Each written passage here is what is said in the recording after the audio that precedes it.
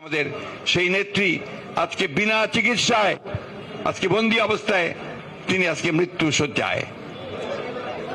বিসমিল্লাহির রহমানির রহিম।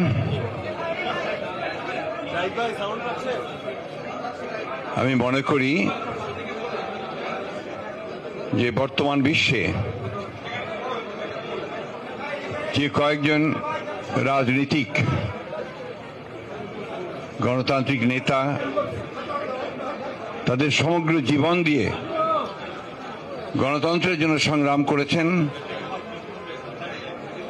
তাদের অন্যতম নেত্রী দেশনেত্রী এদেশের কোটি কোটি মানুষের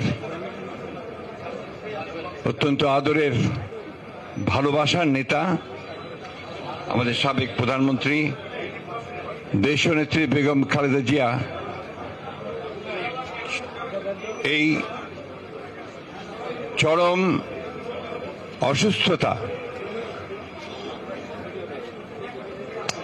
এবং সেই অসুস্থতা থেকে মুক্ত হওয়ার জন্য তাকে আল্লাহ তাআলা তাকে যেন রোগ মুক্ত করেন, তার জন্য হায়াত বাড়িয়ে দেন।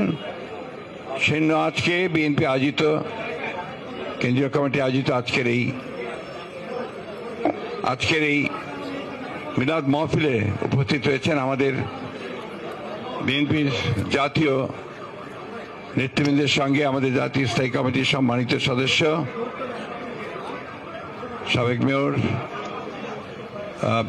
জনাব মির্জা আব্বাস, আমাদের মাঝে উপস্থিত আছেন আমাদের স্থায়ী কমিটির সদস্য গণতান্ত্রিক আন্দোলনের অন্যতম নেতা বাবু গয়েশ্বর চন্দ্র রায়, আমাদের মাঝে উপস্থিত আছেন আমাদের প্রবীণ এবং অত্যন্ত প্রজ্ঞাবান শ্রমিক আন্দোলনের নেতা আমাদের স্থায়ী কমিটির সদস্য জনাব নজরুল ইসলাম খান, আমাদের মাঝে উপস্থিত আছেন আমাদের চট্টগ্রামের বীর সন্তান গণতান্ত্রিক আন্দোলনের অন্যতম নেতা জাতীয় স্থায়ী কমিটির সদস্য জনাব আরিফ খসরু মাহমুদ চৌধুরী, আমাদের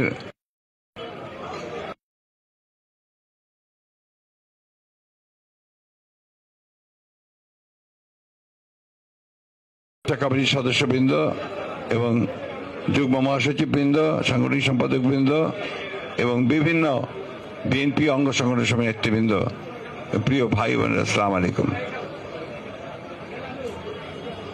আমাদের দেশনেত্রী বেগম খালেদা জিয়া তিনি এই ভয়াবহ যে ফ্যাসিস্ট সরকার তাদের রাজনৈতিক প্রতিহিংসার কারণে আজকে দীর্ঘকাল ধরে তিনি কারারুদ্ধ রয়েছেন। আপনারা সবাই জানেন, আমি এর পুনরাবৃত্তি শুধু এইটুকু বলতে চাই যে সম্পূর্ণ একটা মিথ্যা মামলায় সাজা দিয়ে উদ্দেশ্য প্রণোদিত ভাবে তাকে রাজনীতি থেকে দূরে সরিয়ে দেওয়ার জন্য তাকে কারাগারে আটক করে রাখা হয়েছে এবং প্রকৃতপক্ষে তাকে বাসায় থাকতে দেওয়ার সুযোগ দেওয়া হলেও প্রকৃতপক্ষে তিনি পুরোপুরি অবরুদ্ধ হয়ে আছেন, বন্দী আছেন। আমরা এও জানি যে তিনি এই অবরুদ্ধ অবস্থায় সেই কারাগার থেকে অসুস্থ হয়েছেন, তার কোনো চিকিৎসা হয়নি। তিনি বারবার কমপ্লেইন করেছেন, কিন্তু তৎকালীন সরকার তারা সেটা শোনেনি এবং তার সুচিকিৎসা করেনি। পরবর্তীকালে যখন তাকে হাসপাতালে নিয়ে আসা হয়েছে সেখানেও তার কোনো সুচিকিৎসা হয়নি। বাসায় আসার পরে যখন তাকে শর্ত দেওয়া হয়েছে তিনি বিদেশে যেতে পারবেন না, দেশেই চিকিৎসা করা হবে, সেই সময় এবার কেয়ার হসপিটালে তার যে মেডিকেল বোর্ড, সেই বোর্ড বারবার বলেছে যে ম্যাডামের যে অসুখ সেই অসুখের চিকিৎসা এখানে করা সম্ভব নয়, কারণ তার মাল্টিভেরিয়াস যে ডিজিজেস আছে, অসুখগুলো আছে, এই অসুখগুলো চিকিৎসা করতে হলে একটা মাল্টিডিসিপ্লিনারি হসপিটাল উন্নত দেশে উন্নত মানের প্রয়োজন। বারবার এই কথা বলার পরেও বিভিন্নভাবে আমরা বলেছি, দল থেকে, পরিবারের পক্ষ থেকে বলা হয়েছে, সুশীল সমাজ বলেছে, এমনকি বিদেশি যারা মিশনগুলো এখানে আছে তারাও, এমনকি আপনার বাইরে থেকেও কয়েকটি সংস্থা ইউএন সবাই তার চিকিৎসার কথা কিন্তু বলেছে। কিন্তু শেখ হাসিনা তার যে ব্যক্তিগত রাজনৈতিক প্রতিহিংসা সেই প্রতিহিংসার কারণে তিনি দেশনেত্রী বেগম খালেদা জিয়াকে হত্যা করার উদ্দেশ্যে, তাকে রাজনীতি থেকে সরিয়ে দেওয়ার উদ্দেশ্যে তাকে কোন রকম চিকিৎসার সুযোগ দেওয়া থেকে বঞ্চিত রেখেছেন। প্রিয় বন্ধুগণ, আমরা সবাই জানি, বারবার দেখছি যে এই আজকে আওয়ামী লীগ সরকার যারা দাবি করে যে তারা নির্বাচিত সরকার, যারা কোনো মতেই নির্বাচন করে কোনো সময় আসেনি, সম্পূর্ণভাবে একটা প্রহসনের নির্বাচন তামাশা করে জোর করে শুধু রাষ্ট্রযন্ত্রকে ব্যবহার করে তারা আজকে ক্ষমতা দখল করে বসে আছে এবং বাংলাদেশের মানুষের এক এক করে সমস্ত অধিকারগুলো তারা কেড়ে নিয়েছে। গণতান্ত্রিক ব্যবস্থাকে ভেঙে দিয়েছে, বিচার ব্যবস্থা ভেঙে দিয়েছে, মানুষের কথা বলার অধিকার কেড়ে নিয়েছে, এমনকি মানুষের যে বেঁচে থাকবার যে ন্যূনতম যে অধিকারগুলো সেগুলো তারা আজকে কেড়ে নিয়েছে। এই সরকার যারা জোর করে নির্বাচিত অবৈধ সরকার, তারা আজকে সমগ্র দেশটাকেই বিক্রি করে দিয়েছে। আপনারা দেখেছেন যে কয়েকদিন আগে কয়েকজন পুলিশ কর্মকর্তা তাদের দুর্নীতির কাহিনী বেরোলো। সাবেক যে সেনাপ্রধান তার দুর্নীতির কাহিনী বেরিয়েছে, আবারও কয়েকজন দুর্নীতির কাহিনী পুলিশের। আমি অবাক বিশ্বে লক্ষ্য করলাম যে গত পরশু পুলিশের অ্যাসোসিয়েশন থেকে একটা স্টেটমেন্ট দেওয়া হয়েছে সাংবাদিকদেরকে এবং যারা সত্য প্রকাশ করে তাদেরকে হুমকি দিয়ে যে এই সত্য প্রকাশ করা যাবে না, কারণ এতে নাকি তাদের